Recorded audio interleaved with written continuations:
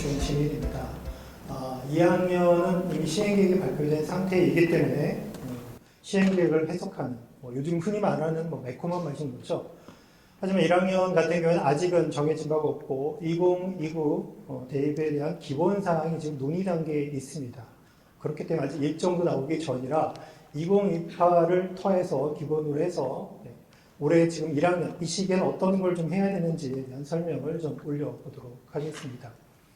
아까 사회를 맡아주신 연구자님께서 안내하신 것처럼 중간에 질의가 있으시면 올려주시면 맨 끝에 또 한번 같이 얘기를 나누는 시간을 가져보도록 하겠습니다. 자, 우선 제가 질문 하나 드려보도록 할까요? 이런 질문을 하려면 어떻게 답을 해야 될까요? 2028 대입 준비에 위한 진로 진학 학업 설계에서 중요한 것을 모두 고르면 어떤 게 중요할까요? 다인가요? 선행학 습도 필요하고, 네. 사실은 다일 수도 있고요, 다가 아닐 수도 있습니다. 왜냐하면 여기 오신 부모님 그리고 여기 같이 동행한 학생들 입장에 보면 모두 다 동일한 상황은 아닐 거예요. 목표도 다 다르겠죠. 그러니 각자 처한 환경, 목표, 상황에 따라서 준비는 달라야 한다라고 생각을 합니다. 예를 들면 저기 보시면 심화 과목의 이수라는 게 있는데 지금 학교에서 안내가 시작됐을 겁니다. 과목 선택에 대한 안내가 시작이 됐는데 그 과목 선택이 지금은 되게 중요한 시기예요. 1학년 입장에서는 처음이 되는 것이니까. 2학년이 되면 거의 과목은 결정이 되죠. 올해 1학년이 제일 큰 시기가 될 텐데 심화 과목을 이수하는 것이 꼭 유리하냐? 유리한 친구가 있고요.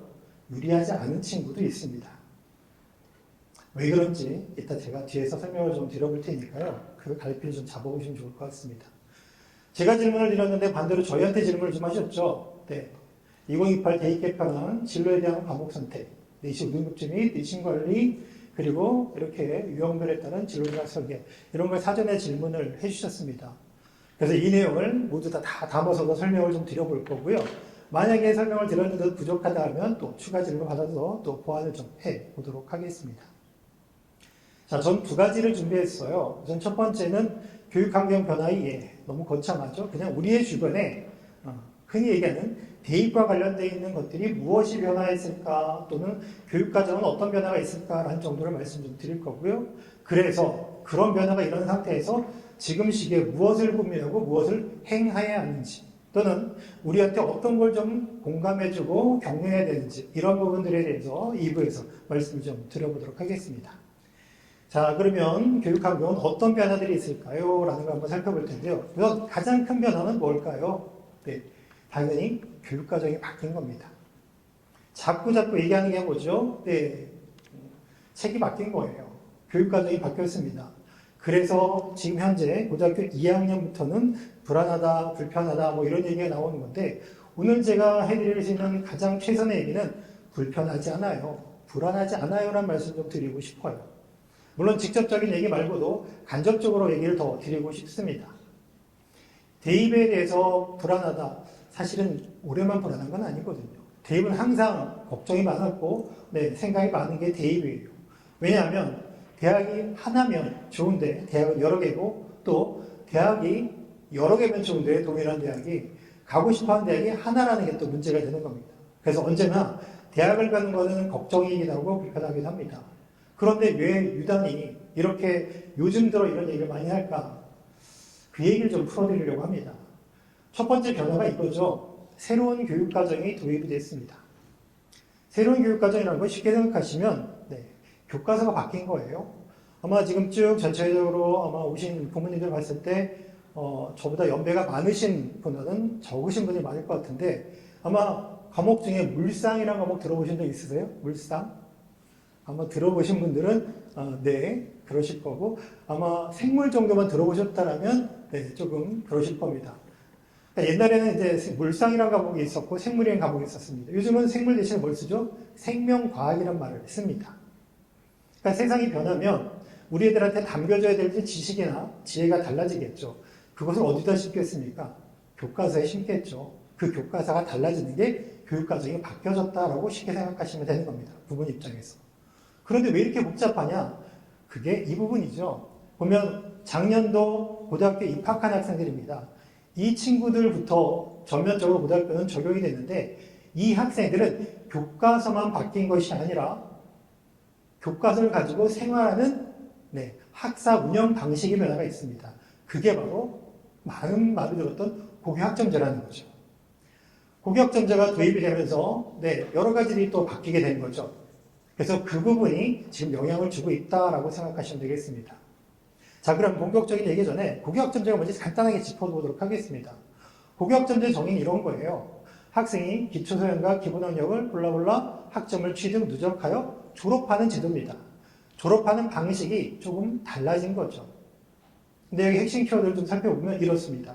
졸업은 하긴 하는데 학점을 취득하죠. 쉽게 생각하면 포인트를 쌓는 거예요. 하나 과목을 들을 때마다 쌓아서 총 194라는 숫자를 넘기게 되면 그때는 졸업을 하게 됩니다. 물론 일반고는 포인트가 다 쌓아져도 미리 졸업할 수 없고 3학 2학기까지 가야 되는 거죠. 근데 가장 핵심적인 포인트는 뭐냐? 맨 앞이에요. 기초소양과 기본학력. 물론 학점을 취득하는데 기준이 있겠죠. 이수 기준이라는 게 있는데 그게 바로 우리가 들었던 출석률과 학업 성취율 또는 이죠. 1학년 지금 공통 과목은 2개를 다 요구하고 있고요. 선택 과목은 둘 중에 하나인 출석률만 요구하고 있습니다. 근데 제가 강조하고 싶은 건 뭐냐? 기초소양과 기본학력이에요. 과목을 선택하면서 당연히 흥미, 진로, 적성 당연히 고려해야 됩니다. 하지만 제일 지금 1학년한테 강조하고 싶은 건 내가 소화할 수 있는 과목을 맞는 시기에 선택하세요라는 겁니다. 앞서 일부 강사님이 그런 얘기를 하더라고요. 학생들이 기타 교회 활동을 많이 한다라고 하는데 사실은 바람직하진 않은 거죠. 학생들이 가장 기본적으로 해야 되는 건 학업 역량 맞습니다. 그런데 무엇을 통해서 할까요? 내가 현재 할 수 있는 양만큼을 하는 게 맞죠. 그러니 공통 과목을 열심히 할 때 공통 과목을 열심히 하고 일반 선택을 해야 될 때 일반 선택 과목을 하고 그래야 되는 것이지 지금부터 학교 밖에서 공동교육과정이라든지 온라인 학교를 통해서 내가 과목명만 멋진 이런 과목을 듣는 것이 의미가 있을 거냐 그런 걸 좀 경계했으면 좋겠다라는 얘기를 좀 먼저 드리면서 하도록 하겠습니다. 고교학점제가 도입되면서 큰 변화 2028 대입에 큰 영향을 준 것은 두 가지입니다. 첫 번째는 성적을 평가하는 방식의 변화가 일어났습니다. 고등학교는 중학교와 달리 상대평가가 평가의 근본입니다. 상대평가는 너는 이 정도의 실력을 가졌구나가 아니라 너는 몇 등이냐라는 서열적인 정보만 주는 정보였어요. 이게 기본적으로 변별력이 좀 편하고 공정성을 담보하기 좀 수월하기 때문에 이걸 많이 사용했는데 이번 고교학점제부터는 이 상대평가의 변화도 일어납니다. 9등급제였던 것이 5등급제로 완화가 됩니다. 물론 하지만 여전한 상대평가죠. 이전보다 1등급 인원이 많아지긴 하지만 여전히 2등급도 3등급도 내가 아무리 점수가 좋아도 나보다 더 좋은 친구가 있으면 내가 하위 등급을 받는 상대평가가 여전하다는 게 지속이 됩니다. 두 번째는 성취평가라는 절대평가는 아니고요. 성취평가라는 게 있습니다. 성취평가는 상대평가가 몇 등이냐로 묻는 거를 상대평가로 얘기한다면 어디까지 도달했니를 원하는 겁니다. 이걸 할 줄 아니? 라고 하면 거기까지 도달하면 우리가 거기에 맞는 성취도를 부여하는 방식입니다. 교육적으로 대단히 의미가 있죠. 물론 이것은 2014년부터 도입이 됐었습니다. 하지만 2019년도에 고등학교 입학한 학생부터는 진로 선택 과목에서 성취도를 대입에 반영하기 시작했고 대학은 그에 관심을 가졌습니다. 그리고 올해 고등학교 2학년인 학생부터는 이 두 가지가 동시에 대입에서 역할을 하게 되었습니다. 그러다 보니 한 번 시험을 봤는데 두 개의 잣대를 들이대고 그 두 개를 모두 다 대학이 평가를 해야 되는 시대가 되었으니 조금 혼란스럽다라는 얘기를 듣고 있는 겁니다. 물론 저도 공감은 합니다. 하지만 변한 것은 이렇게 된 것이고 이 부분이 대학들은 이 상태로 되는 것이 올바르냐라는 고민했고 그걸 시행계획에 담아서 대학들마다 교과 전형에서 평가 방식을 많이 변경을 했습니다. 그 부분을 이따 설명을 좀 드려보도록 하겠습니다. 등급을 내지 않는 과목도 있긴 합니다. 여기 보시면 빨간색으로 되어 있는 사회, 과학, 융합 선택이라는 게 있는데요.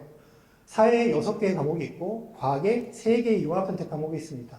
이 9과목은 선택 과목 중에서 이 융합선택은 등급을 산출하지 않고 성취도 A, B, C, D, E만 산출하게 됩니다.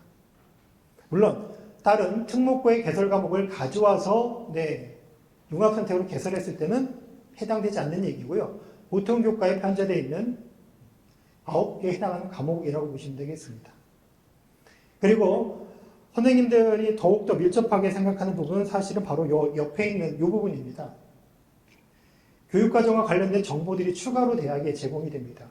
그 중에 원래부터 갔던 교육과정 편성표 이외에도 지필과 수행평가의 비중 몇 프로씩이 있습니까? 수행으로 얼마를 깔아주나요? 이런 오해를 조금 불식하기 위한 것들, 수행평가 영역명, 어떤 수행평가를 통해 애들이 성장하고 있습니까를 보여달라는 것이고요.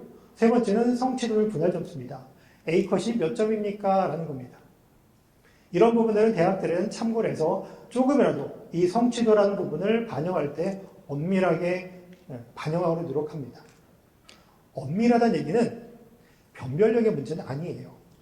신뢰도와 타당도의 문제를 생각하면 됩니다.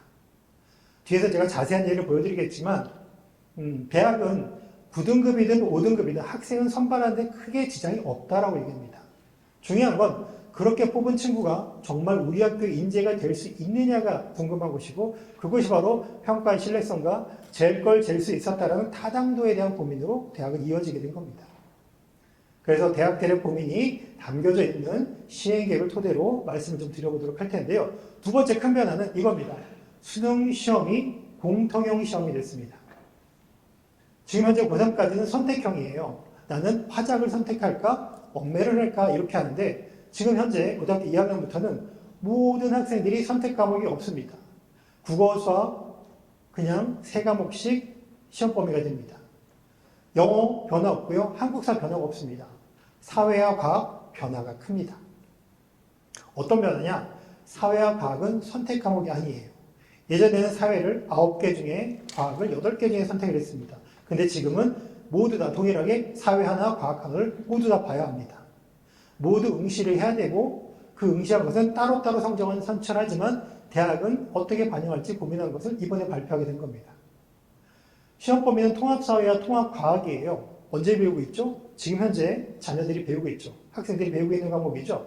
1학기 때 1을 배우고 있고 2학기 때 2를 배웁니다. 이게 수능 시험 범위입니다. 그럼 더 이상의 사회와 과학의 시험 범위 이제 추가되지 않아요. 이번에 배우는 1학년 때 배우는 이 사회과학이 수능에서의 탐구 영역에 해당되는 전 범위가 되는 겁니다. 그런데 이 과목이, 이 영역이 문항수가 늘어났고요. 전보다. 그러다 보니까 배점의 간격이 또 세분화됐습니다. 당연히 시간도 늘어났겠죠. 그래서 1학년 통합사회 통합과학에 대한 준비가 필요합니다. 제6학문은요. 상대적으로 약화됐습니다. 시간도 줄고 문항도 줄어들었습니다. 그러면 이 수능시험이 시사하는 바가 뭘까요? 조금 수험 준비를 수월하게 할 수 있는 부분이 조금 생기긴 했습니다. 왜냐하면 선택 과목이 아니니까 선택 과목에 대한 유불리는 사라졌습니다. 그리고 또 심화 과목이라고 특히 대학은 자연계열 학생들한테 어려운 수학이나 어려운 과학 이런 것들을 좀 요구했는데 그 부분이 사라지게 됐어요. 그래서 초월함수라고 얘기하는 수학에서 미적분 2 그리고 기하라고 하는 부분들을 수능에서 보지 못하게 되었고 그리고 과학에서 우리가 물리화, 화학 이렇게 하겠다는 그 과목명의 시험 응시는 사라지게 된 겁니다. 그럼 대학의 시각은 어떻게 했을까요? 이전에 봤던 수능에 보다는 역할을 더 한다고 보긴 어려워지겠죠. 그러면 교과가 성취도, 교과가 9등급에서 5등급으로 수능도 선택에서 필수로 그럼 모두가 어떻습니까? 강화됐기보다는 완화된 느낌이 들죠. 그럼 대학 입장에서 어떻게 할까요? 완화된 거에 대한 보완책을 찾겠죠. 그럼 이것이 가장 많은 영향을 미치는 게 뭘까요? 교과나 수능 전형이겠죠. 아마 지금 첫째가 고1이면 전형에 대한 것도 잘 가물가물하실 수 있는데 잠깐 장표에 좀 설명을 드리면 전형이란 말 들어보신 적 있으세요? 전형? 학종은 들어보셨죠? 네, 학종이 바로 학생부 종합전형을 줄인 말이에요. 그래서 학종이라고 얘기합니다. 전형은 크게 4개로 구분합니다. 4개로 구분하는 건 뭐냐면 우리 학교에서 준비하는 것 학생부 전형, 대학이 출제한 시험을 준비하는 건 논술 전형, 나라에서 출제한 시험을 준비하는 수능 전형, 그리고 개인적인 역량을 증명하는 실기 또는 실적 전형, 이렇게 네 가지로 구분합니다. 물론 학생부는 대학의 평가 방식에 따라서 교과만 보는 교과 전형과 그 다음에 서류를 보는 학생부 종합 전형으로 나눌 수 있습니다. 그리고 이 전형들은 주 요소가 50%가 넘어가는 것으로 구분합니다. 교과 70에 논술 30이면 얘는 교과 전형, 교과 30에 논술 70이면 논술 전형, 이렇게 구분해서 모든 전형들을 4개의 카테고리를 모은 것을 전형이라고 얘기합니다. 그러면 간단하죠? 전형은 공부를 잘하는 걸 증명하는 겁니다. 우리 학교 안에서 증명하기, 대학의 내신 시험으로 증명하기, 그리고 나라에서 본 시험으로 증명하기, 이렇게 된다고 보시면 됩니다. 그래서 어떻게 나는 준비를 하고 증명할 거냐라는 부분인데요.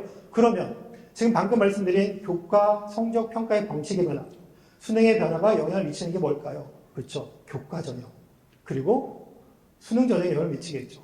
종합 전형 원래부터 서류를 봤으니까 변화가 없습니다. 물론 이합 집산이 있어요. 약간의 유형을 좀 달리하거나 이런 것들이 있지만 큰 변화는 없습니다. 논술은요. 논술도 큰 변화는 없습니다. 논술 안 했던 학교가 확장이 된 것뿐이지 실제로는 부산대는 폐지했습니다. 하지만 나머지 수도권의 대학들은 다 확대했고요. 심지어 경기도에 있는 모 학교는 1000명을 넘는 인원을 한 전형에서 뽑는 학교도 존재하게 됐습니다. 그렇게 본다면 교과 수능에 대한 포인트만 좀 생각하시면 될 텐데요. 첫 번째 보세요. 교과의 변화는 이렇게 정의할 수 있습니다. 교과 성적이 9등급에서 5등급으로 조금 간격이 좀 좁아진 겁니다. 그러니 학생들이 뭉치게 되는 거죠. 원래 100명을 100개의 계단에다가 앉히면 한 명씩만 앉히면 되겠죠. 근데 그 친구들을 50개의 계단에 앉히면 어떻게 될까요? 최소 한 계단에 2명 이상은 겹칠 수밖에 없겠죠. 그러면 예전에는 한 계단 쳐다보고 한 명씩 뽑았는데 이번에 2명이 됐으니 거기서 좀 선별을 해야 되는 요소가 생기겠죠. 그 부분을 대학들은 이런 것들로 보완하려고 노력했습니다. 첫 번째 가장 큰 흐름은 서류를 조금 확대했습니다. 맨 왼쪽에 보면 빨간색으로 적재되어 있는 부분이 있죠. 네. 적재되어 있는 부분은 원래 했던 학교인데 확대되거나 이번에 새로 한 학교들입니다. 그런데 지금까지의 서류 평가를 교과에서 했던 학교들은 대부분 선호도가 높은 상위권 대학이었거나 아니면 학생부 종합전형에 자신 있었던 건대 정도, 동국대 정도 라인까지였습니다. 그런데 이번엔 어떻습니까? 조금 넓어졌죠. 경기도권 그리고 숭실대까지 이렇게 넓어졌습니다. 그러니 학생부 교과전형에서의 학교 생활이 영향이 조금 더 커졌구나라는 것이고요. 두 번째는 출결입니다. 학생들이 코로나를 겪으면서 온 세상이 다 겪은 일이죠. 그러면서 근태, 성실, 책임에 대한 부분이 조금 약간 희미해진 부분이 있습니다. 그래서 대학은 그걸 강조하고자 약간 상징적인 의미를 넣었다고 보시면 되겠고요. 그리고 최저학력 기준을 교과전에서 대부분 넣었지만 반대로 고려대학교 같은 경우에는 교과전의 최저를 없앴습니다. 학교에서 추천한 인원이라면 충분히 우리는 교과와 보시면 여기 서류도 보죠. 서류만 가지고도 우리는 수능 없이도 뽑을 수 있다. 단 학업우수와 중복 지원한 것도 풀어주겠다. 그래서 수능이 자신 있으면 학업우수까지 넘어가도 된다. 이런 사인을 주고 있는 겁니다. 교과의 범위는 전교과가 많고요. 그리고 등급과 성취도를 모두 반영한 학교들이 많습니다. 그리고 지원 자격을 보시면 재학생만 지원할 수 있는 전형을 운영한 학교들이 증가했습니다. 왜일까요? 졸업생들은 9등급제고 성취도는 3단계입니다. 그런 것을 비교, 환산해야 되는데 복잡하죠. 공정하지 못한다는 우려가 생길 수 있습니다. 그래서 아예 교과 전형은 재학생들끼만 하자는 대학이 증가했고 여기 보시면 이렇게 스타 표시가 있는 학교가 있습니다. 가톨릭대, 국민대, 성신여대 이 학교들은 졸업생과 재학생을 아예 분리해서 시행합니다. 그래서 재학생 따로 지원하세요, 졸업생 따로 지원하세요 이렇게 운영하는 전형의 흐름을 가지고 있습니다. 종합전형, 교과전형에서는 당연히 합치면 재학생보다 졸업생 유리할 면이 있겠죠. 3단계 성취를 받았고 A가 비율이 사실 A, B, C, D보다 A의 비율이 더 큰 건 사실이니까요. 환산하기 좀 어렵겠죠. 그래서 그런 부분이 반영됐다고 생각하시면 될 거고요. 잠깐 미리 하나 말씀드리면 교과전형에서는 유불리는 없는 거예요. 재학생이 졸업생에 비해서. 그럼 종합전형에서는 재학생이 유리할까요? 불리할까요?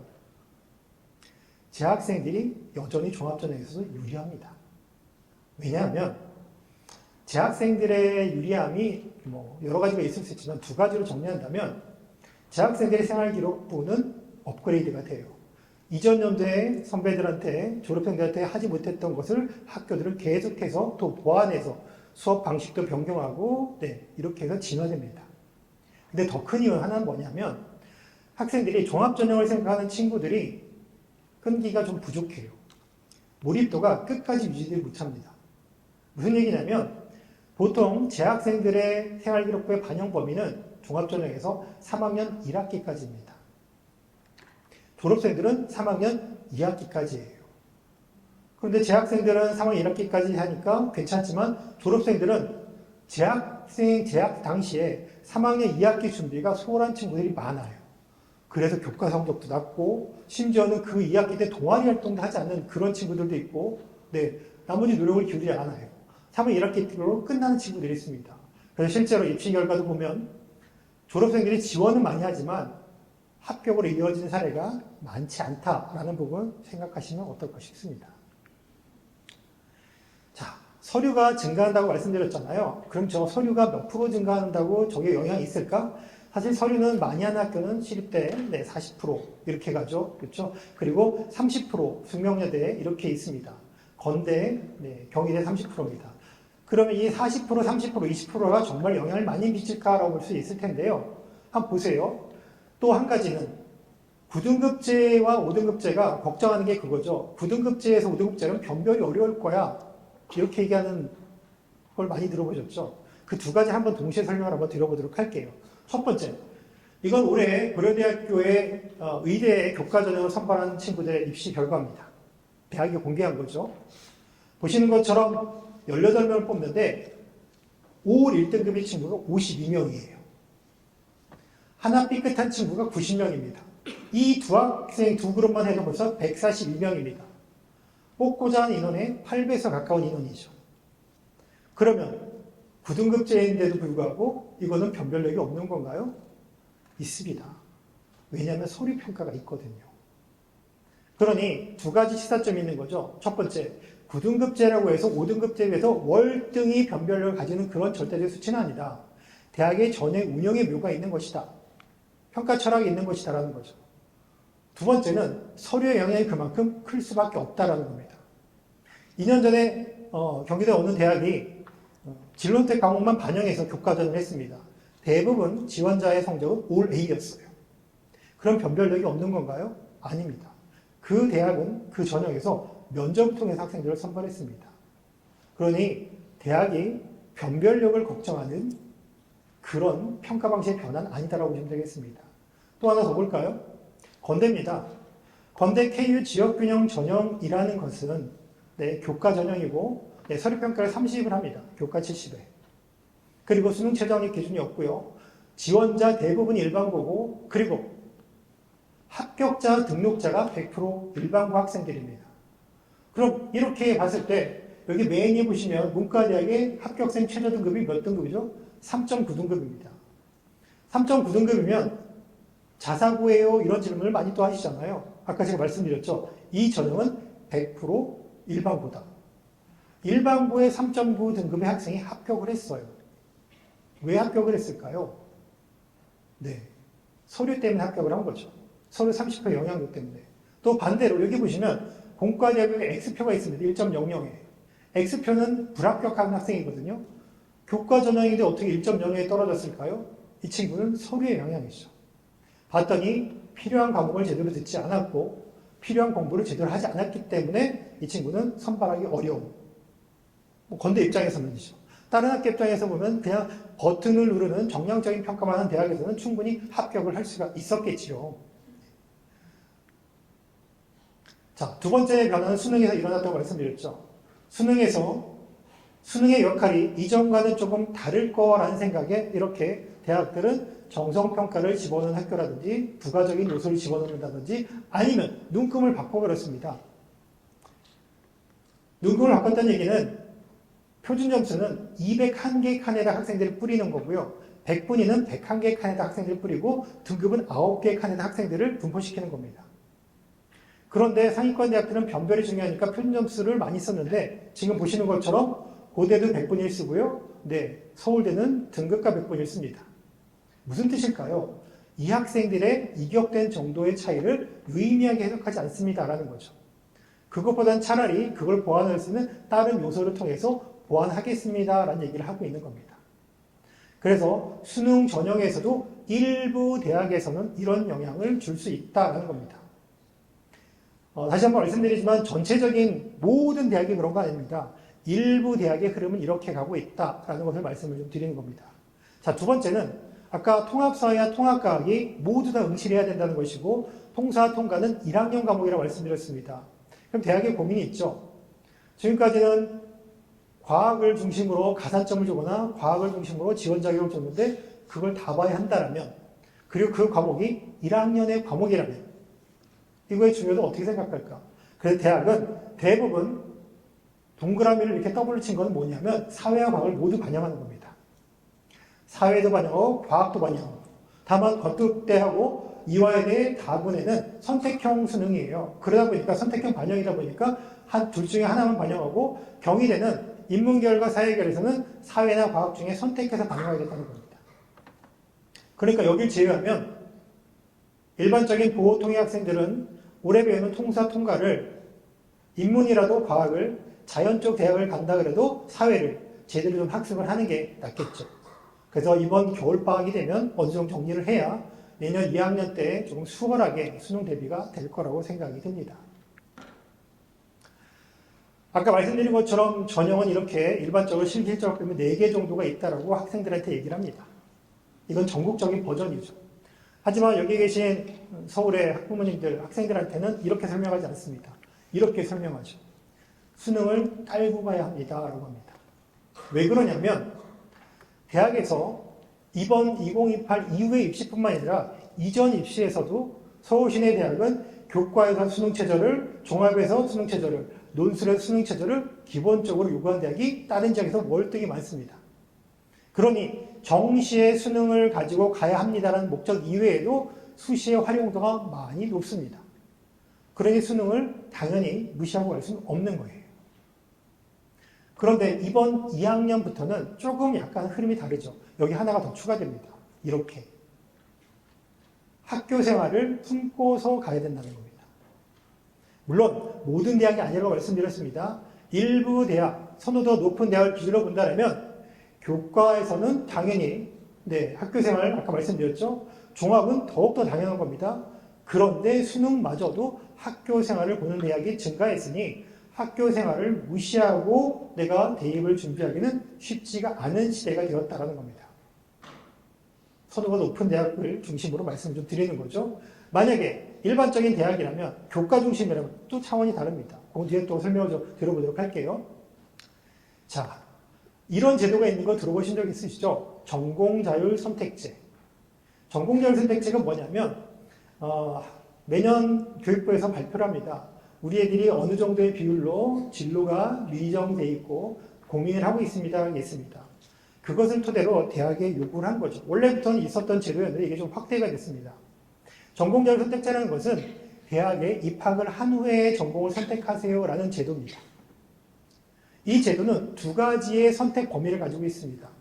하나는 유형 1이고요. 하나는 유형 2입니다. 물론 이 유형 1과 유형 2 모두 배제되는 모집단이 학과に있어요. 어디냐면 자격증이 나오는 과죠. 사범대, 의대, 간호. 여기는 대학에서 마음껏 정원을 조정할 수 없습니다. 너무나 잘 알고 계시죠? 몇 년째 파동이 있었던 의대 정원 파동. 그게 대학이 임의로 결정할 수 있다면 그렇게 파동이 없겠죠. 나라에서 결정을 해야 하니까 이렇게까지 갈등에 국면을 맞게 됐던 거였죠. 그래서 그걸 제외한 나머지 과들을 고르는데 유형 1은 그 과를 제한 모든 모집 단위에서 고를 수 있습니다. 유형 2는 그 과 제외하고 그 중에 나머지 중에 일부 공과대학에서 고른다. 인문계열에서 고른다.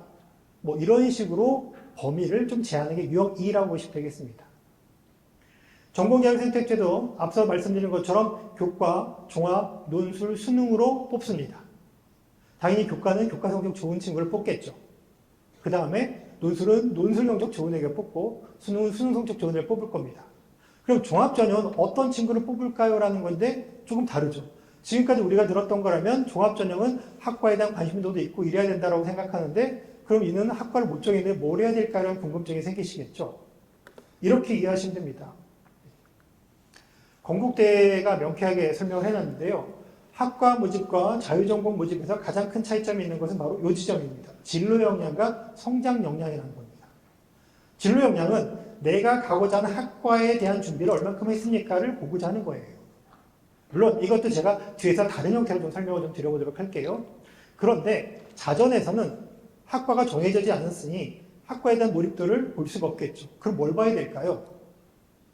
그럼 생각을 한번 해보세요. 자전으로 들어간, 전공자를 선택자로 들어간 친구들이 제일 먼저 대학 입학 후에 하는 일이 뭘까요? 우선 합격증을 받고 파티를 하나요? 네. 이 친구들이 제일 먼저 할 거는 전공을 선택하겠죠. 전공을 선택을 하겠죠. 두 번째는 뭘 할까요? 전공을 선택하면. 선택한 전공에 책임을 져야 되겠죠.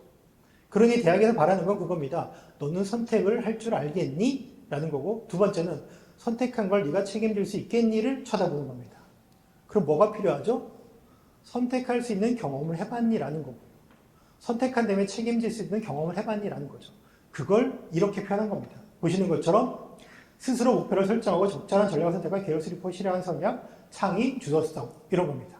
학교 교육의 다양한 영역에서 직접 겪은 활동에서 얻은 성장 및 과정 및 결과, 경험의 다양성 이것을 보겠다는 뜻입니다. 그러니까 보는 관점이 좀 다른 거죠. 정해지지 않았다면 네가 정할 거니 그러니 정한 연습을 한 것을 나는 살펴볼 거야. 그러니까 우리 대학에 없는 과인데도 열심히 해본 경험이 있다면 그것도 우리는 우수하게 살펴볼 거야. 이렇게 되는 겁니다. 근데 뒤에서 말씀드릴 거 미리 말씀드리면 이렇게 보는 방식은 사실은 상위권 대학의 방식이에요. 왜냐하면 상위권 대학은 고르게 잘하는 친구들이 많은 편이죠. 그룹으로 본다라면. 중위권을 가면 고르게 잘하기보다는 특정한 부분을 잘하는 겁니다. 그러니까 특정한 부분을 잘하는 친구들은 저렇게 진로 역량이라는 걸로 얘기할 거고 특정한 부분이 아니라 고르게 잘하는 친구들은 이렇게 성장 역량, 학습 방식, 학습 태도라는 걸 설명하게 되는 겁니다. 그래서 우리가 보통의 학교들의 나중에 제가 말씀드리겠지만 학생부 종합전형 가이드를 보면 대학마다 진로 역량이라는 걸 언급하는 대학이 있고 그렇지 않고 그걸 학습 태도나 학업 방식으로 얘기하는 학교들이 있습니다. 그 구분을 그렇게 이해하시면 됩니다.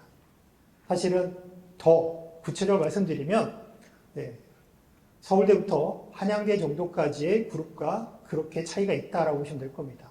왜냐면 원서를 그렇게 쓰죠. 우리가 보통 수시를 6장 쓰는데 쓰는 범위를 생각하시면 어디까지가 그런 특성을 가진 애들이 쓰고 있는지를 보시면 되겠죠. 대학 입장에서 그렇게 쓴 친구들을 변별해야 되는 평가차를 거기다 적용하는 거니까 당연히 그런 잣대를 적용할 수밖에 없다라고 이해하시면 될 겁니다. 또 전공자율 선택제는 한 가지 체크 포인트가 있습니다. 전공을 선택하는 방식의 차이가 대학마다 다릅니다. 어느 대학은 내가 다른 캠퍼스에 입학했는데 예를 들어 경기대나 명지대 같은 경우는 용인이나 수원에 입학을 했습니다. 그런데 전공을 서울에 있는 캠퍼스에 전공을 선택했습니다. 승인이 가능해요. 그럼 바로 서울로 올 수 있습니다. 또 광운대 같은 경우에는 한 학과에 몰린 인원이 70% 이상이에요. 자전의 인원이. 다 수용할 수 있습니다. 이 학교만 다 다릅니다. 지금 화면에 보시는 교재에 있는 이 학교는 중앙대입니다. 중앙대 보시는 것처럼 1학년에 입학을 했을 때 바로 합격하자마자 바로 전공 신청을 하고 배정을 합니다.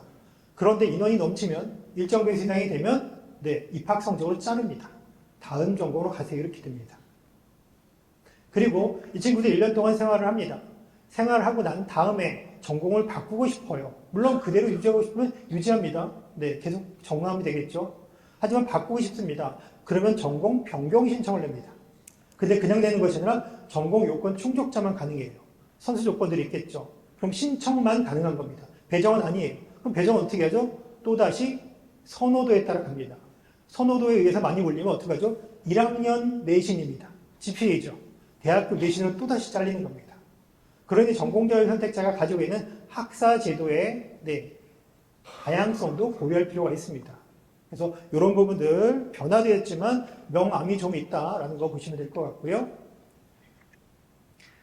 그리고 과목 선택이라든지 또는 서류 평가가 유의미할 거냐? 사실은 이게 대학마다 번역마다 차이가 큽니다. 이건 2028 대입인데요. 보시는 것처럼 수도권은 이렇게 종합전형이 수능만큼의 인원을 산발합니다. 그리고 그거의 3분의 2 수준을 교과로 합니다. 왜냐하면 옵션이 있거든요. 서울시내대학은 10% 정도의 교과는 운영해야 되는 옵션이 있기 때문에 그렇습니다. 그런데 지역은 어떻습니까? 60% 이상을 교과로 뽑습니다. 그러면 내가 현재 가지고 있는 역량을 기반으로 어떤 것부터 차곡차곡 해야 되는지를 생각할 필요가 있죠. 당장에 엄밀하게 중요한 심화 과목을 이수하는 친구가 필요한 데가 있고, 나는 교과 성적을 올리는 게 필요한 것이 있고, 아니면 학업 태도를 바꾸는 게 필요한 것이 있고, 이렇게 되는 겁니다. 그래서 1학년에서는 과목 선택이 중요하다. 하지만 그 과목 선택을 어떤 형태의 기준을 가지고 할 것이냐를 조금 고민할 필요가 있다라는 말씀을 좀 드리고 싶은 겁니다. 공정성 강화반이라는 게 2019년에 발표가 됐습니다. 이것으로 인해서 학교 생활기록부의 역할이 좀 축소가 되어 있습니다. 근데 반대로 한쪽으로 몰리게 되는 현상이 벌어진 거죠. 일반고 기준으로 말씀드리는 건 뭐냐면, 여기 있는 자격증 인증이 일부 학교에서는 특성화고등 학교 학생들 때문에 평가에 반영이 됩니다. 하지만 일반고 기준으로는 반영이 안 되는 건데요. 우리가 지금 화면에 보시는 것처럼 8개 정도의 학교 생활기록부의 항목이 존재합니다. 이 8개 항목 중에 대학에 모두 가진 않아요. 왜냐하면 공정성 강화 방안에서 얘기했던 게 뭐였냐? 공정성을 강화시키기 위해서는 서류를 줄입시다 하는 겁니다. 그럼 어떤 기준을 줄일 거냐? 선생님과 같이 있는 것만 반영하고 선생님이 볼 수 없었던 건 뺍시다라는 거예요. 예를 들면 우리가 집에서 책을 열심히 읽습니다. 독서활동, 생활기록 기재가 되나요? 됩니다. 하지만 대학엔 보내지지 않아요. 우리 집안은 봉사 정신이 조금 남다릅니다. 그래서 매주 봉사를 합니다. 그럼 봉사활동이 생활기록부에 기재가 되나요? 네, 기재가 됩니다. 개인 봉사용으로. 하지만 대학엔 안 갑니다. 우리가 학기 초에 동아리 신청했는데 정말 가고 싶은 동아리인데 떨어졌습니다. 그래서 유사한 동아리를 자율동아리로 신청해서 시행하고 있습니다. 생활기록부에 기재가 되나요? 네. 하지만 대학에 안 보내집니다. 이게 공정성 강화가 있는 내용이에요. 그래서 생활기록부는 이 8개 항목 중에 대학에 보내지는 건 이렇게 4가지만 대학에 보내지게 됩니다. 그런데 이 4가지 항목 중에서도 역할을 크게 하는 경중에 좀 차이가 있습니다. 첫 번째, 출결사항은요, 큰 의미가 없어요. 의미가 없다는 얘기는 뭐냐면 변별력이 크지 않다는 겁니다. 학생부 종합전형은 학교에서 대부분 성실한 애들이에요. 정말 부지런한 친구들입니다. 이 친구들이 결석하기 쉽지 않아요. 그 결석의 의미는 뭐냐면 미인정이에요. 옛날로 표현하면 무당입니다. 무단 결석을 하는 친구들이 감점이 당하는 것이지, 아파서 지각, 조퇴 결석하는 친구들의 감점이 이루어지지 않아요. 아프다고 성실하지 못한다고 보기엔 어렵거든요.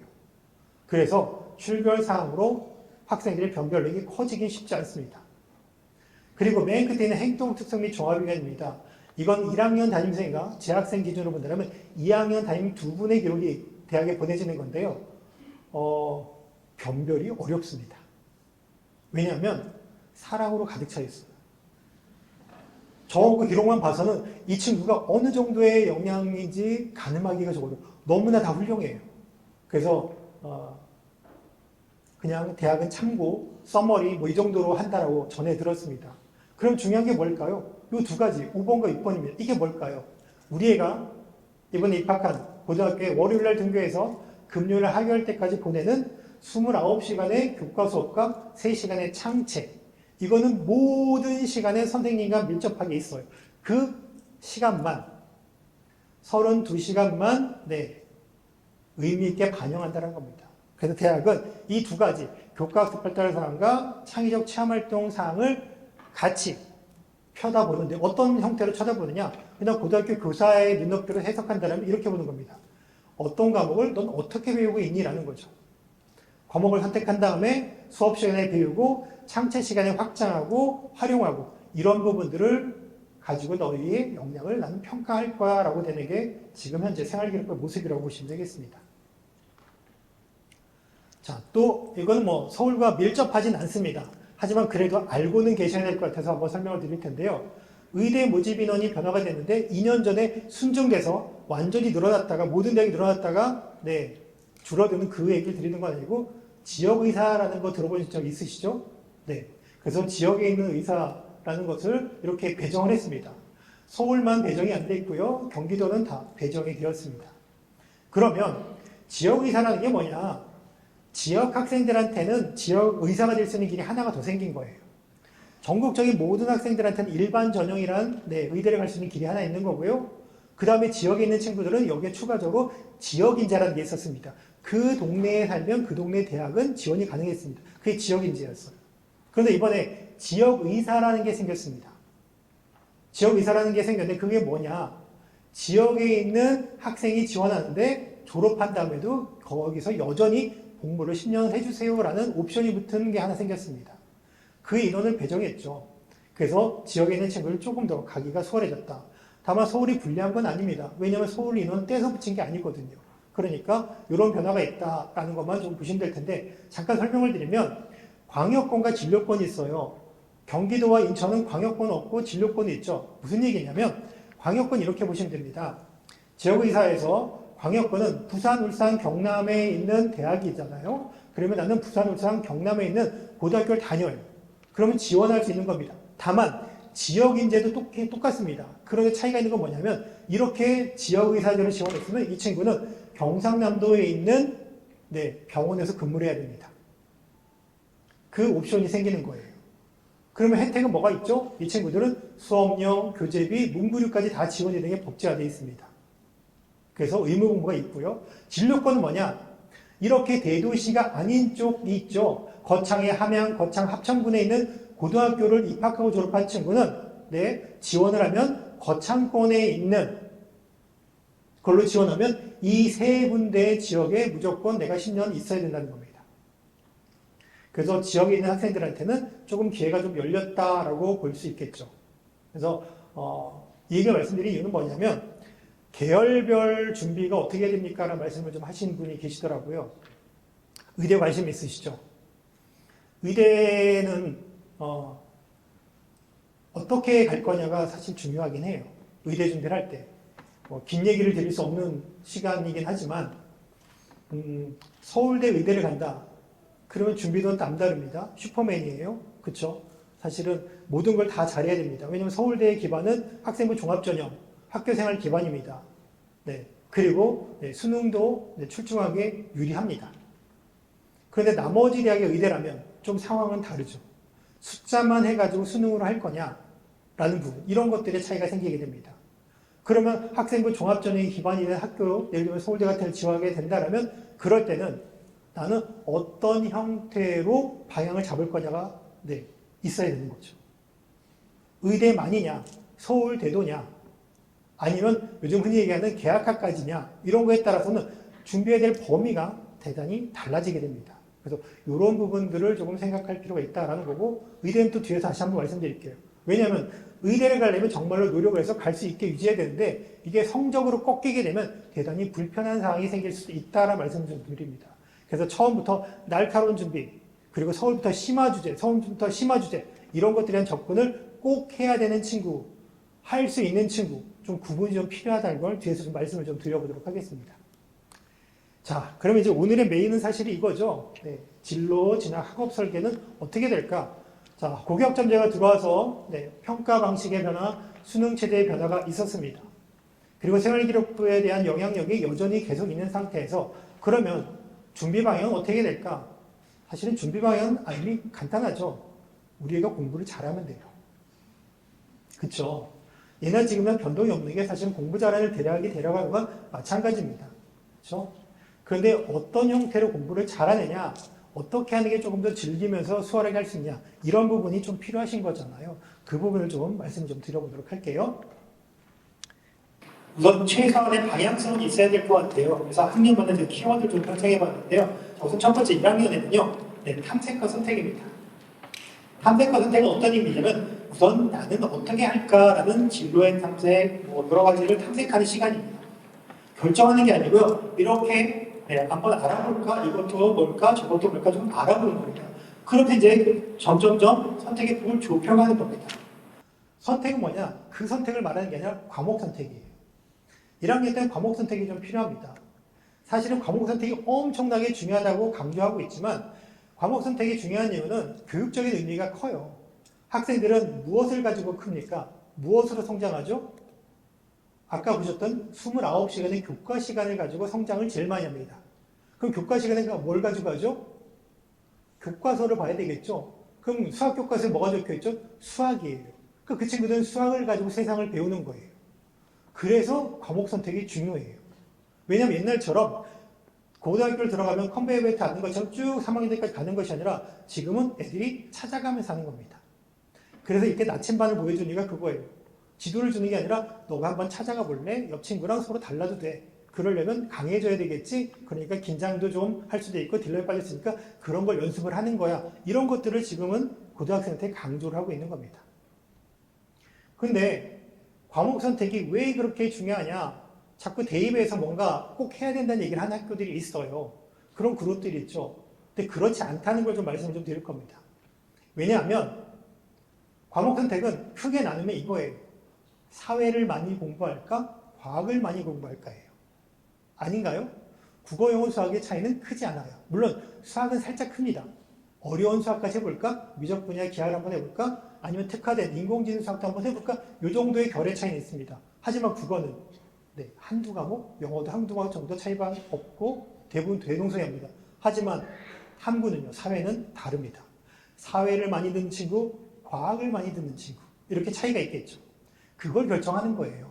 나는 어느 쪽에 관심이 많을까? 이렇게 세상살이에 대한 것이 많을까? 나는 연구하는 쪽에 관심이 많을까? 이런 분류를 조금씩 해가면서 사회냐 과학이냐 이런 겁니다.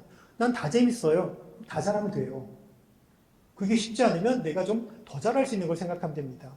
그것도 쉽지 않았습니까? 난 덜 힘든 걸 선택하면 되는 겁니다. 내가 조금 더 즐거이 기꺼이 할 수 있는 걸 선택하면 되는 거죠. 그걸 과목 선택이라고 보시면 됩니다. 그걸 오늘 말씀드릴 거고요. 두 번째, 2학년 같은 경우에는 기본과 이해입니다. 선택했으니 이제 뭐합니까? 책임져야죠. 1학년 때는 선택한 적이 없습니다. 들어오니까 이미 교과서 다 정해져 있고 반도 정해져 있고 옆에랑 친구랑 시간표 똑같아요. 하지만 2학년부터는 이제 내가 한 선택에 따라서 달라집니다. 그러니 기본을 챙기고 이해도를 높이고 책임감을 가질 수밖에 없는 겁니다. 특히나 학생부 종합전형 학교 생활의 근간은 2학년이에요. 아까 말씀드렸잖아요. 1학년은 공통과목이고요. 재학생은 어디까지 들어가죠? 3학년 1학기까지. 5학기가 들어가는데 그중에 가장 차이가 나는 학년이 언제죠? 2학년이에요. 거기서 가장 과목 차이가 크죠. 3학년 과목 차이는 크지 않아요. 왜요? 이미 2학년 때 과학을 하겠다고 선택했으면 3학년 가면 대부분 과학을 많이 있는 쪽으로 흘러가요. 그쵸? 2학년 때 과학을 하다가 갑자기 3학년 때 사회를 했다? 그 친구는 학생부 종합전형에서 대학마다 유불리가 많이 생길 수밖에 없어요. 그러니 2학년이 정말 중요합니다. 3학년 때는 그 선택한 책임에 있어서 심화 확장해야 되겠죠. 배운 걸 조금 더 어려운 걸 배워보기도 하고 연계시키기도 하고 융합시켜보기도 하고 내가 생각했던 아이디어를 적용해서 발전시켜보기도 하고 이렇게 하는 것이 3학년의 생활이라고 보시면 될 겁니다. 과목 선택은 정답은 없습니다. 하지만 오답은 존재해요. 뭐냐면 의료, 공학, 경제, 의료는 보건이라고 보시면 되겠죠. 이쪽 분야는 꼭 해야 되는 과목이 있어요.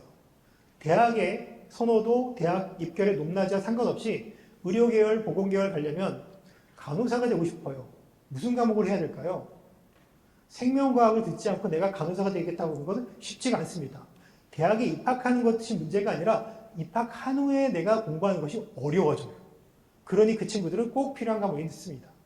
공학은요. 우리가 흔히 엔지니어라는 말이 붙어있는 모집 단위들은 물리학이 베이스예요. 그러니까 물리학을 안 하면 대학 진입도 문제지만 진입하고 난 다음에 공부하기가 어려워집니다. 그래서 내가 교과목이 반영되는 종합전형이 아니라도 교과나 논술 전형이라도 물리학을 들어주는 게 대학 들어가서 훨씬 더 유리하다는 겁니다. 경제는요. 당연히 경제를 들어야 되겠죠. 경제학과를 가는데 경제 과목을 안 들으면 안 되겠죠. 그래서 이 정도의 과목 정도만 꼭 들어야 되고 나머지는 사실은 마음껏 들어도 지장이 없습니다. 자, 과목에 대한 프로세스를 한번 말씀드려 볼게요. 과목 선택을 할 때 이렇게 저는 5단계로 설명을 합니다. 첫 번째는 나는 어떤 사람이지? 내가 뭘 좋아하고 어떤 장점이 있고 어떤 게 있는지 이런 걸 좀 알아보면 좋겠습니다라는 거죠. 아까 사회부신 연구사님께서 다 안내한 것처럼 원에서 만든 센터에 들어가면 책자들이 있고요. 그 책자는 이렇게 흥미검사를 할 수 있는 것들을 다 자세히 설명해 놨습니다. 그런 것도 하나씩 보시면서 물론 학교에서도 했죠. 근데 그 센터 홈페이지에서도 또 할 수 있고요. 그리고 그걸 어떻게 해석하는지도 또 다 실어놨습니다. 그래서 이런 것들 보시고 하면 될 거고요. 그러면 이제 과목부터 이제 설명할 텐데 과목, 진로, 학과, 진학 이렇게 4가지를 한번 설명을 한번 드려보도록 하겠습니다. 첫 번째 과목이죠. 고교학점제가 되면서 가장 큰 변화 중에 하나는 1년 동안 배우는 과목이 없다라는 겁니다. 학기마다 배워요. 그럼 과목 수가 많아지겠죠. 그럼 과목 수가 많아지면 그 과목이 무슨 과목을 배우는지 잘 이해를 해야 되겠죠. 자, 과목은 교과 과목이 있는데 교과는 뭐냐면 국, 영, 수, 사가 이게 교과예요. 과목은 수학이란 교과 안에 대수, 기하, 확률과 통계 이런 게 과목입니다. 그럼 첫 번째 뭐 역학과 에너지, 물질과 에너지 이런 과목은 들어보신 적 있으세요? 이것만 보면 무슨 과목인지 아시겠어요? 지금 이제 과목 선택하기 전에 이걸 하셔야 되는 겁니다. 물론 지금은 기말고사 준비를 먼저 하세요. 네, 그걸 하고 난 다음에 이제 천천히 하셔도 됩니다. 지금은. 네. 이 2과목은요, 과학교과의 과목인데, 앞에 있는 역학과 에너지는 물리학이에요. 물리학 분야고요. 뒤에 있는 물질과 에너지는 화학 분야입니다.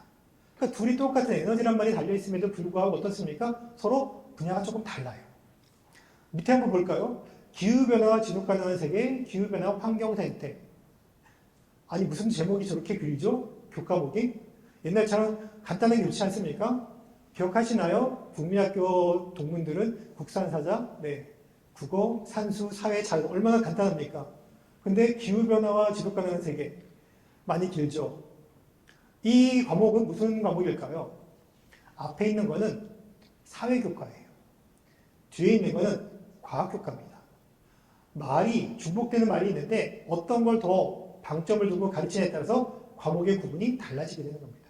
이건 교과의 구분이 다르죠. 세 번째, 생애 설계와 자립. 저거는 과목명으로 보이시나요? 정말로 배울 과목이 있을까요? 혼밥하는 법을 학교에서 가르친다면 믿으실까요? 밥 먹는 법을 가르쳐 줄게. 어떻게 믿으시겠습니까? 이 과목이 그런 과목이에요. 이 과목의 3번째 단원의 첫 번째 성취 기준이 바로 이겁니다.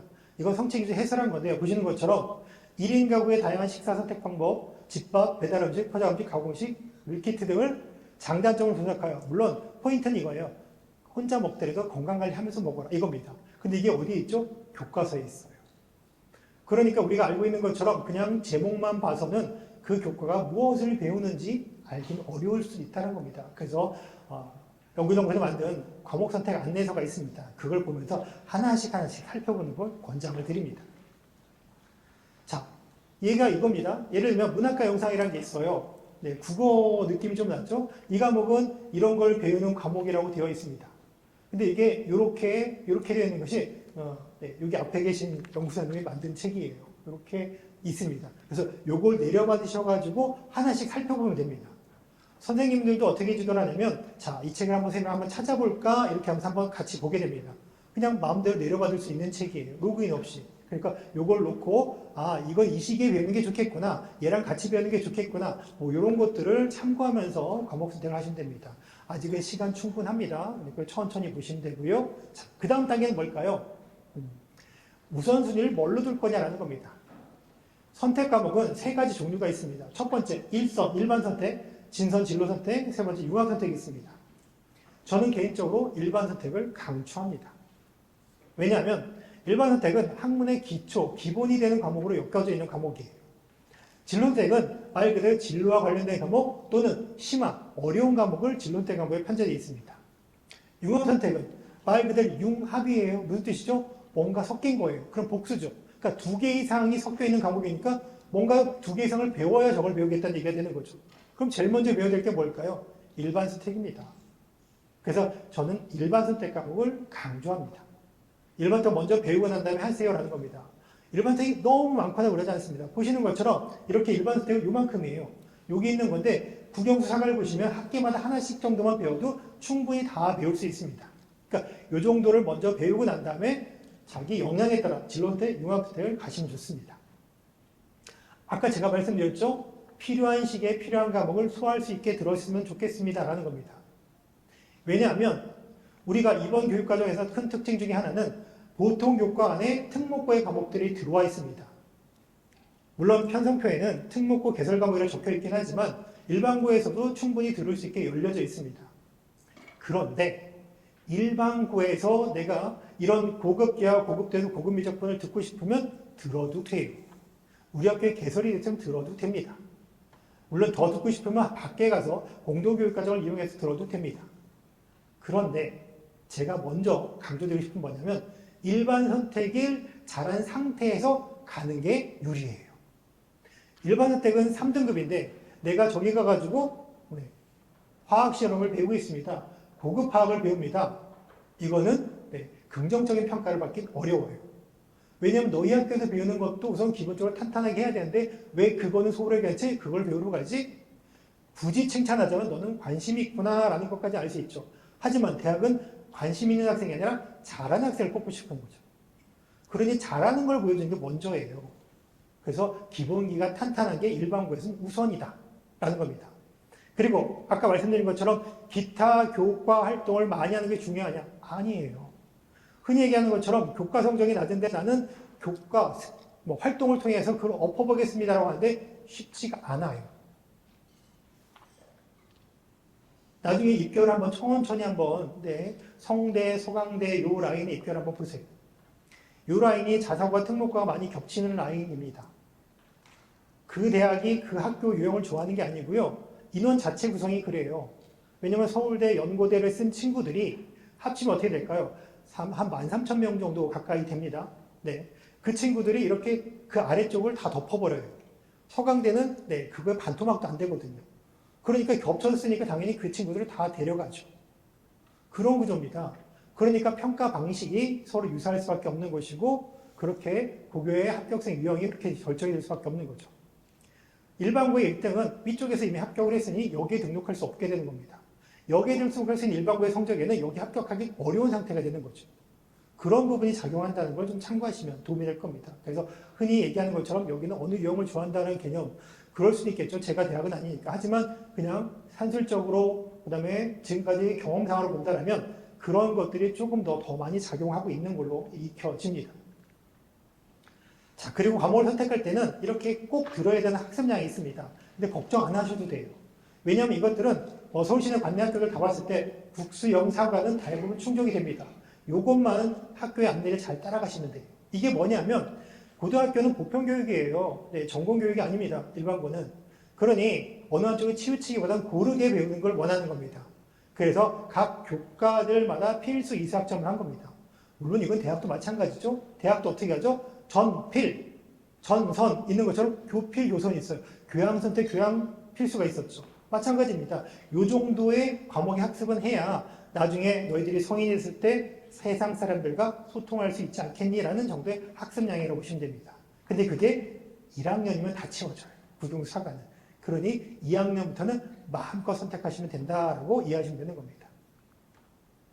자, 그리고 대학이 이런 것들을 하면 좋겠습니다라는 걸 또 제시했다고 말씀드렸죠. 그걸 어디서 볼 수 있느냐?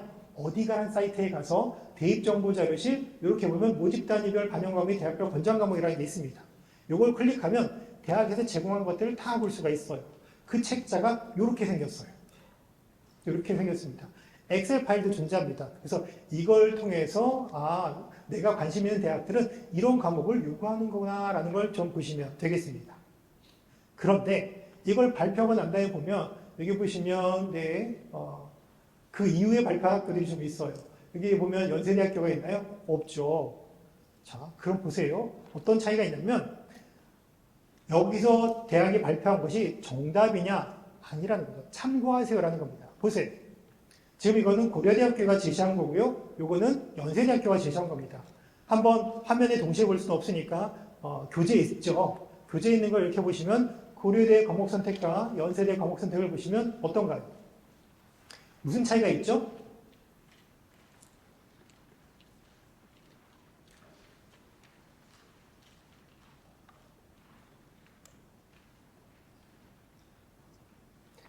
고려대는 미적분 투는 권장입니다. 모든 과목에. 기하는 화생공, 전기전, 그 다음에 수학 데이터 쪽은 꼭 해야 됩니다. 되어 있죠. 하지만 연세대학교는요, 가면 어떤가요? 연세대학교는 기하가 모든 자연계열 모집단에 고정이 되어 있습니다. 이런 차이가 있는 거죠. 그래서 이런 정도를 조금 읽으시면 되는 겁니다. 또 한 가지는 이런 것도 보시면 됩니다.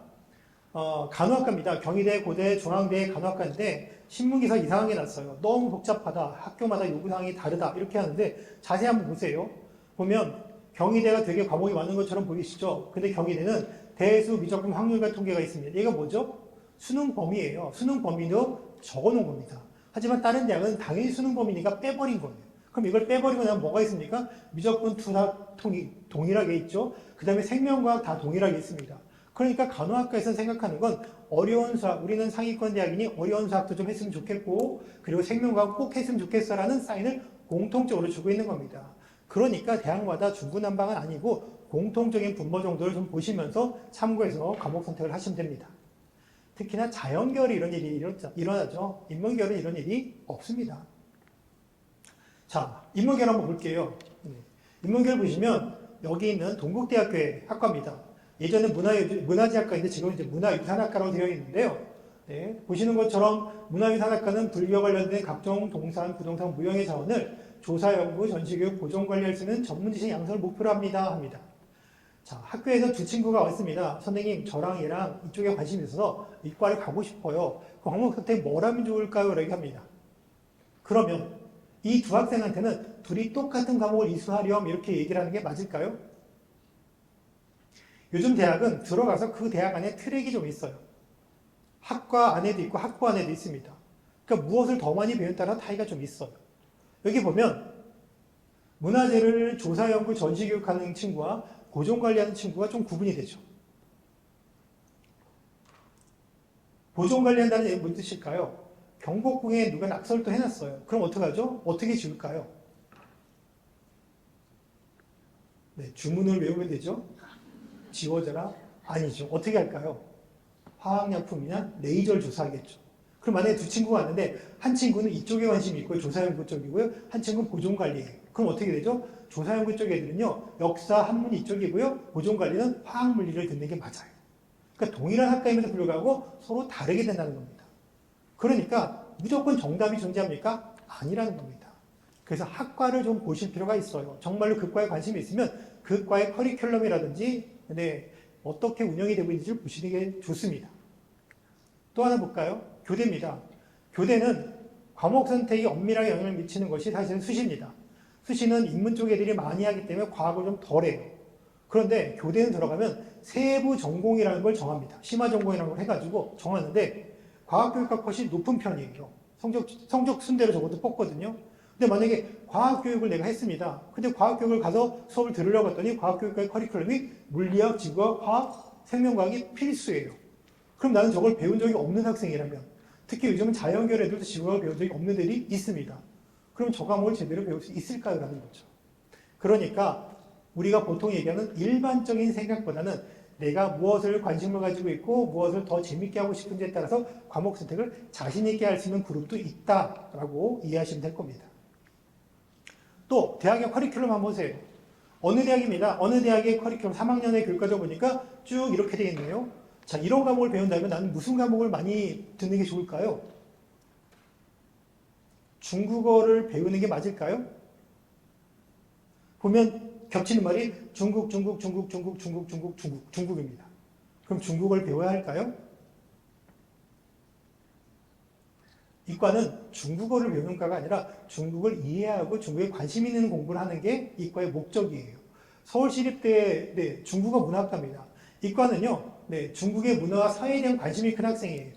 이과의 교수님들이 얘기는 중국어는 대학 들어서 배워도 됩니다. 그러니까 중국어를 잘할 필요가 없어요. 그래서 특목고가 전혀 외고 애들이 유리하지 않아요.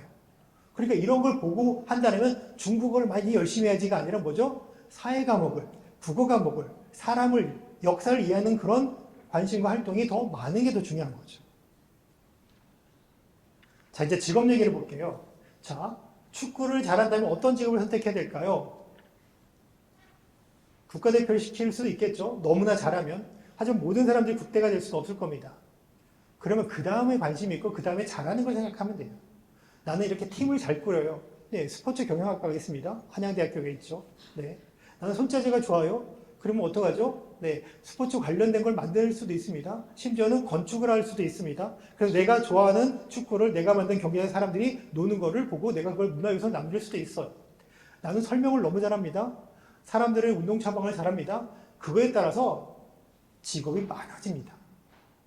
그러니까 축구를 잘한다고 꼭 1대1로 매칭이 될 필요는 없습니다. 특히나 요즘 빨리 진로를 정해야 된다 그러는데 빨리 진로를 정할 필요는 없어요. 자칫 진로를 너무 성급히 정했다가 불편한 경우도 생깁니다.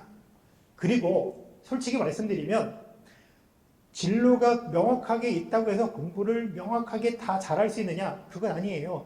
그때그때 잘할 수 있는 친구가 또 필요하기도 합니다. 그리고 모든 전형에 있어서 그 목표가 명확해야 되냐? 아니라는 거죠. 종합전형이고 일부 교과의 상위권 대학인 겁니다. 그렇죠. 그러니까 일부러 진로에 대한 스트레스를 가질 필요가 없다라는 겁니다. 챙길 수 있으면 탐색 수준이 한번 탐색해볼까? 이런 것도 있구나. 저런 것도 해볼까요?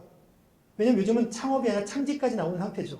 그러니 꼭 이거에 매칭돼서 이거가 되는 것이 없다는 겁니다.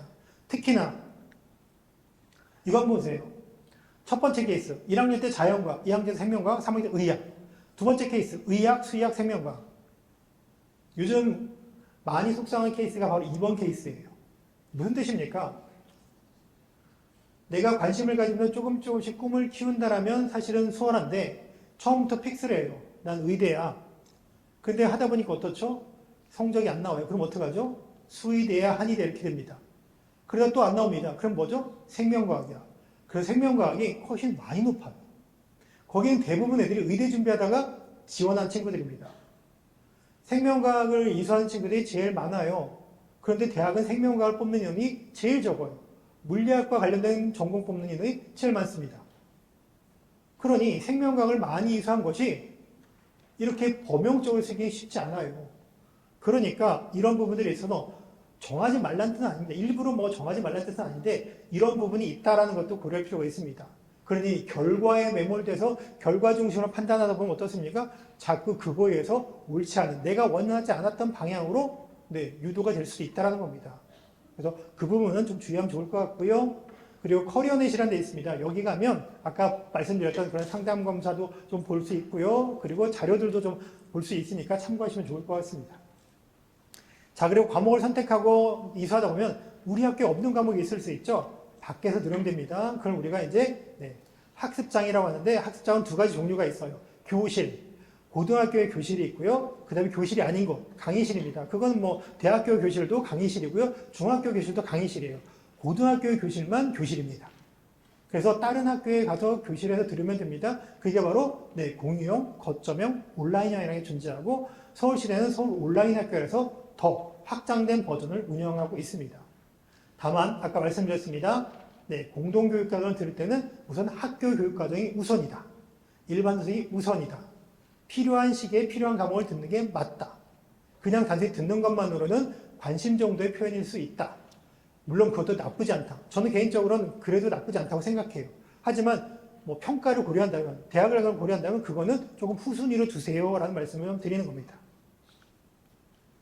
과목을 선택하면 이렇게 체크합니다. 내가 진로, 흥미, 진학을 충분히 고민하고 선택했는가? 그 다음에 모든 학기 29학점을 고르게 선택했는가? 그리고 교과를 아까 필수 이상도 충족했는가? 뭐 이런 것들을 보셔야 됩니다. 그 중에 요거죠. 국어, 수학, 영어는 81학점을 넘지 않는가? 요건 보셔야 됩니다. 넘으면 안 됩니다. 전체 배우는 양의 50%를 해야 되는데 그 50%가 87학점이에요. 87학점에 왜 81이냐? 한국사 6이 포함돼요. 그래서 81학점 안에서는 국어를 할 수 있다. 그러니 국어를 많이 들을 수는 있어요. 하지만 국어사 영어를 한꺼번에 다 해서 80을 넘어설 수 없다라는 겁니다. 자, 더 중요한 건 이겁니다. 사실 이거예요. 과목을 선택했습니다. 드디어 출발입니다. 과목을 선택했으니 이제부터 열심히 달려야 됩니다. 이게 제일 중요한 변별 지점이고 포인트가 되는 겁니다. 그래서 어떻게 학습할 것인지 이런 것들은 찬찬히 자료집을 보시면서 나중에 하길 권장드립니다. 자, 정리하면 과목 선택은 이렇게 되죠. 자신의부터 대입에까지 이렇게 됩니다. 요거는 네, 책자에 있으니까 제가 넘어가고요. 사실은 오늘은 요 얘기가 메인이에요. 지금부터 하는 얘기가 메인입니다. 1학년은 제일 중요한 건 과목 선택은 학교에서도 이미 합니다. 근데 다시 한번 다른 사람의 입을 통해서 환기 좀 해야 될 건 뭐냐면 학습의 방향, 학습의 방식에 대한 것을 조금 한번 생각해 봤으면 좋겠다라는 게 오늘 가장 큰 포인트이긴 합니다. 물론 이거는 아까 말씀하신 것처럼 개인적인 견해입니다. 정보의 견해는 아니고요. 네. 첫 번째는 책을 좀 읽었으면 좋겠습니다. 왜냐하면 요즘은 매체가 많이 발달되어 있습니다. 근데 스페셜리스트와 제너럴리스트가 있는데 스페셜리스트가 필요한 시대였죠. 근데 지금은 제너럴리스트도 대단히 중요한 시기인 건 알고 계시죠. 그러려면 그냥 남들이 수용해 놓은 그냥 지식을 가감없이 받아들이는 것이 아니라 그게 무엇인지를 알고 비교 분석, 네, 대조, 대안 제시 이런 걸 할 수 있는 사람이 필요하죠. 그러기 위해서는 동영상보다는 책을 좀 봐야 됩니다. 그래야 그런 비교하고 분석하고 비판할 수 있는 능력이 생깁니다. 요즘은 자료는 어디든지 얻을 수 있거든요. 근데 그 자료를 어떻게 활용하고 어떻게 가공할 수 있는지가 능력이 되는 세상이거든요. 그런 게 필요합니다. 두 번째는 그래야 호기심이 생겨서 발전할 수 있습니다. 머릿속에 퀘스천이 생기지 않으면 수업을 아무리 들어도 발전하지 않습니다. 그냥 경험치만 올라가고 비슷하거나 유사한 문제는 잘 푸는데 처음 보는 문제는 항상 헤매게 마련입니다. 왜요? 경험으로만 공부했거든요. 궁금한지 이게 왜 이렇게 된지 고민한 적이 없기 때문입니다. 진도는 되게 많이 나가죠. 학습량도 많아요. 하지만 한계가 있는 겁니다. 늘상 어려운 문제를 손을 못 대고 있습니다. 저는 과목이 수학인데요. 수학에 4점짜리 손을 못 대는 친구들이 있습니다. 그 친구들의 특징 중에 하나가 뭐냐면 양치기. 많은 걸 공부합니다. 심지어는 해설을 앞에다 펼쳐놓고 공부하기도 합니다. 아무런 도움이 되지 않아요. 그 문제를 풀이한 방식이 또 하나가 케이스가 머릿속에 들어간 것 뿐입니다. 그러니 걔와 유사하거나 비슷한 똑같은 문제가 나오지 않으면 또다시 못 푸는 일이 벌어지게 되는 겁니다. 생각하는 힘이 필요합니다. 세 번째는 그렇게 하기 위해서는 자꾸 내가 간단한 것부터 계획하고 실천하고 의사결정하는 연습이 필요합니다. 그래야 내가 하는 모든 결과물이 내 의지대로 만들어지게 되고 그리고 내 과정이 내 실력이 됩니다. 이따 뒤에서 말씀드리겠지만 이런 것들이 안 되고 목적성만 가지고 학교 생활하면 면접, 논술 이런 대비가 전혀 되지 않습니다. 세특은 당연하고요. 그렇기 때문에 그 스스로 뭔가를 하겠다는 게 좀 필요합니다. 네 번째는 친구들과 잘 지내야 됩니다. 친구들과 요즘은 그룹 과제들이 많습니다. 대학 가면 더욱더 많습니다. 생명부제들이랑 많이 합니다. 근데 그런 거에 있어서 경연에서도 좀 익숙해지고 그리고 사람들이 이끄는 것도 좀 연습도 좀 해보고 뒤에서 서포팅하는 것도 연습해보고 이런 것들이 좀 필요한데 그런 경험이 없으면 계속해서 고전합니다. 특히나 대학 가서 자연계를 랩에서 많은 공부를 하는 학생들이 있죠. 그럼 거기서 공조를 하기는 어렵습니다. 그래서 그런 부분을 좀 저는 강조드리고 싶은 거고요. 조금 더 이제 구체적으로 말씀드리면 이런 겁니다. 이런 주제로 이제 수업을 합니다. 진로 활동을 하죠. 그러면 이런 거는 누가 좋아할까요? 이런 주제를 한다면 모든 애들이 다 좋아해야 됩니다. 왜냐하면 내가 어느 쪽에 방점을 찍냐에 따라서 자기가 하고 싶은 게 달라지는 거예요. 보시는 것처럼 환경분야 친구는 온난화를 어떻게 하면 지원시킬 수 있을까? 교육분야 친구는 교과서에 등장하는 방법을 외교보다는 거버넌스를 어떻게 구축할까? 이런 식으로 생각하게 됩니다. 그러니 누구는 여기에 방점이 찍히고 누구는 여기에 방점이 찍히고 누구는 이걸로 벌어지는 그 이후의 문제에 방점이 찍히게 되는 겁니다. 그러니 내가 열려있고 생각하는 게 있다면 이 수업은 대단히 의미있고 즐거운 수업이 돼요. 하지만 단순히 지식만 문제풀이만 들으려고 하고 앉아있는 수업이라면 나는 발전 없이 그냥 지식의 파편만 그냥 차곡차곡 쌓이게 되는 겁니다. 그럼 지혜가 되지 않아요. 활용할 수 없게 되는 겁니다. 학습 방식의 차이를 예를 들어 설명 한번 드려볼게요. 첫 번째, 이렇게 학습 방식을 요구하는 학교가 있습니다. 어딘지 적혀 있죠? 어딥니까? 서울대입니다. 서울대는 이렇게 얘기합니다. 수업을 열심히 듣고도 해결하지 못한 궁금증이 있었나요? 교과 수업 내용 이외에 궁금한 점에 대해 찾아본 경우 있나요? 이런 겁니다. 수학을 잘합니까? 과학을 잘합니까? 아니라 수업에 대해서 당신이 얼마큼 몰입을 하고 수업을 네가 제대로 들었습니까? 그런 부분들에 대해서 관심 있는 게 가장 꼭대기 친구들입니다. 다른 학교 볼까요? 여기는 동국대입니다. 동국대 경영입니다. 경영학과에 오려면 우리는 이런 과목이 필요합니다. 국어, 영어, 수학, 사회문화, 경제입니다. 근데 어떤 능력이 필요할까요? 기초서야, 교과 과목, 학업 역량, 학교 생활입니다. 아까랑 좀 풀이하는 형식이 다르죠? 우리는 이런 걸 중요하게 본다는 겁니다. 경영학은 비즈니스와 관련된 학문이므로 아이디어를 분명히 분명하고 설득력 있게 전달하는 의사소통 능력이 중요합니다. 그러니까 이런 부분에 있어서는 학교 생활에서 길러주세요라는 겁니다. 과목은요, 수학, 경제, 사회, 역사 같은 과목이 도움이 됩니다라는 겁니다. 이렇게 지시적으로 얘기를 해주죠. 친절하게. 그러니까 자기가 지금 도전하고 성장해야 되는 단계에서 필요한 것들을 가져가는 게 맞다라는 겁니다. 또 다르게 한번 표현해 볼까요? 자연계열입니다. 아까 인문계열은 조금 포괄적으로 말하고 있죠. 자연계열은 대놓고 얘기합니다. 전자전기, 우리는 수학 물리학이 중요해요. 이게 평가 요소입니다. 첫 번째 학업 역량이에요. 그리고 외국어가 필요해요. 왜냐하면 우리는 원서를 볼 거니까요. 외국의 논문을 볼 거니까요. 화학공학입니다. 기초과학과 수학을 중요하게 생각합니다. 그러니까 과학을 잘하고 수학을 잘해야 합니다. 대놓고 얘기해요. 이런 부분입니다. 그러니 내가 다 잘할 수 없다면 어느 쪽을 우선순위로 둬야 하느냐, 내가 힘을 주고 싶은 분야가 무엇이냐, 내가 학습 태도는 어떻게 하는 게 좋을 거냐, 이런 부분들을 좀 참고하시면 좋겠습니다. 또 다르게 한번 표현해 볼까요? 아까 제가 전공자율 선택지 말씀드리면서 잠깐 언급을 하셨죠. 어느 학교는 진로 역량을, 어느 학교는 학업 태도를, 똑같은 학업 역량 그대로인데 이렇게 얘기를 한다고 했습니다. 이 차이가 뭘까요? 골고루 잘할 수 있는 그룹과 어느 특정한 분야를 잘할 수 있는 그룹의 차이라는 겁니다. 공통점은 학업 성취성 학업 태도입니다. 하지만 모집 단위와 관련성에 대한 차이가 있다는 거죠. 앞에 부분이 바로 뭐냐면 전공자율 선택제고요. 얘가 학과 단위라고 보시면 됩니다. 또는 대학으로 보면 얘는 상위권 대학이고 얘는 중상위권 대학이라고 보시면 됩니다.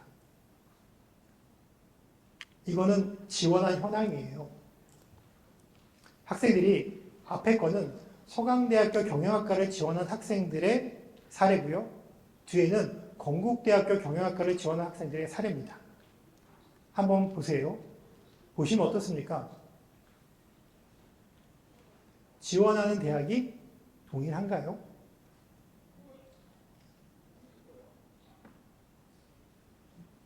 지원하는 대학의 차이가 좀 있죠. 중복되는 범위가 살짝 있긴 하지만 차이가 좀 있죠. 그렇다는 얘기 뭐죠? 학생이 다르다는 뜻이죠. 학생의 준비도가 다르다는 뜻이죠. 그럼 그 다른 학생들을 대학은 평가 겸 평가 철학이나 평가 기준이 있다는 얘기가 되겠죠. 그 차이가 방금 말씀드렸던 것처럼 무엇을 바라보는 학업 태도를 학습에 대한 학업 역량을 바라보는 것은 동일하지만 그 다음에 학업 태도나 진로 역량을 바라보는 것에 대한 관점의 차이가 있을 수 있다는 거죠.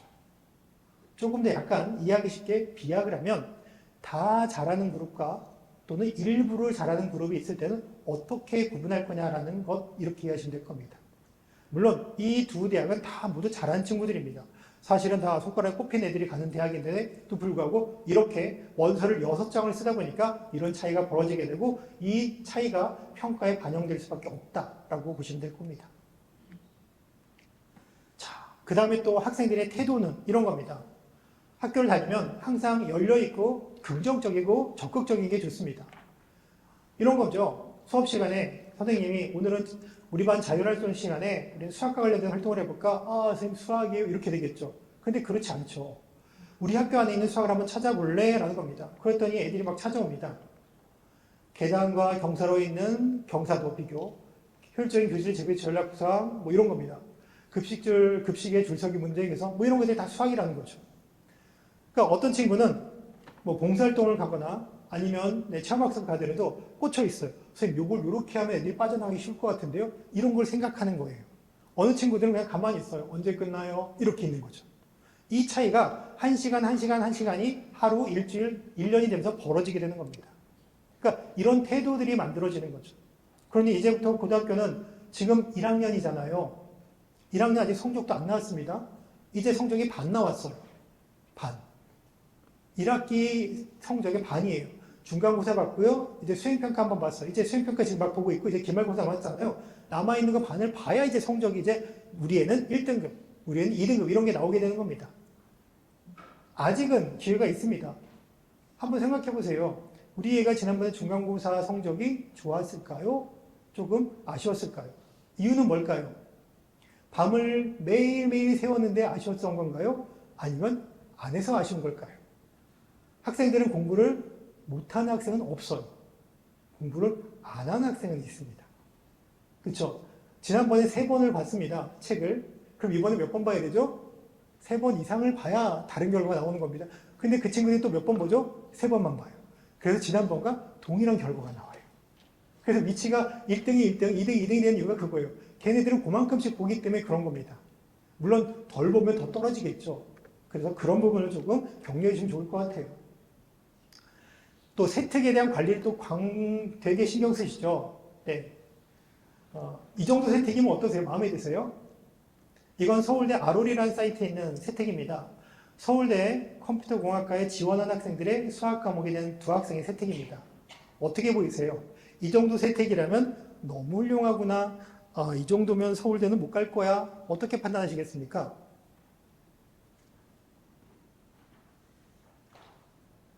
교재에 있으시잖아요. 네. 이 2학생은요, 둘 다 현재 서울대 합격을 한 학생입니다. 이 정도 기록이라고요? 아니에요. 이 정도는 아주 훌륭합니다. 왜냐하면 이건 서울대 합격, 불합격이 아니라 생활기록부에 학생의 모습이 있습니까? 아닙니까?예요. 수업 시간에 그 학생은 수학 시간에 수학을 잘해야 되는 게 보여져야 되는 거죠. 수학 시간에 영어 잘하는 게 보여주면 안 되겠죠. 그러니까 그런 부분들이 이렇게 처음에는 포괄적인 얘기가 있고 수학 과목에 대한 관점 그리고 수학에 대한 활동에 대한 상세한 설명 이런 것들이 잘 설명이 돼서 학생을 이해하기 수월한 겁니다. 그러니까 중요한 건 분량, 주제가 아니라 학생이 정말로 얼만큼 수업에 적극적으로 참여한 모습을 보여줬느냐 그게 누적이 되면 선생님이 이렇게 묶어서 한 번에 설명을 잘할 수 있다가 되는 겁니다. 그럼 어떻게 되죠? 선생님과 친해지는 게 아니라 수업을 적극적으로 참여하고 수학에 관심을 가지면 저런 기록이 나오게 되는 겁니다. 면접이 2가지가 있습니다. 근데 2027대 기준으로 서류 기반, 재질문 기반 면접 2가지가 있는데 이 면접이 이미 공개된 거니까 서울대가 지금의 이런 형태의 면접을 한번 해보겠습니다라고 저 겨울방학 때 한번 세미나 같은 데서 한번 얘기한 적이 있습니다. 이런 부분들이죠. 무슨 얘기냐면 서류 기반과 재질문 기반 면접이 사실은 경계가 조금씩 흐려지고 있는 느낌입니다. 예전에 서류 기반 면접은 이 동아리 무슨 동아리니 설명 한번 볼래? 이런 되게 초급적인 질문이었는데 지금은 달라요. 이 동아리에서 이런 실험을 했구나. 이 실험은 어떤 배경 이론을 가지고 있지? 이때 변수를 이렇게 바꾸면 어떤 일이 벌어질까? 이런 걸 묻는 걸로 바뀌었습니다. 보시면 이것도 중앙대 겁니다. 중앙대 올해 입학한 애들한테 물어본 서류 기반 면접이에요. 근데 면접 문제가 어떻습니까?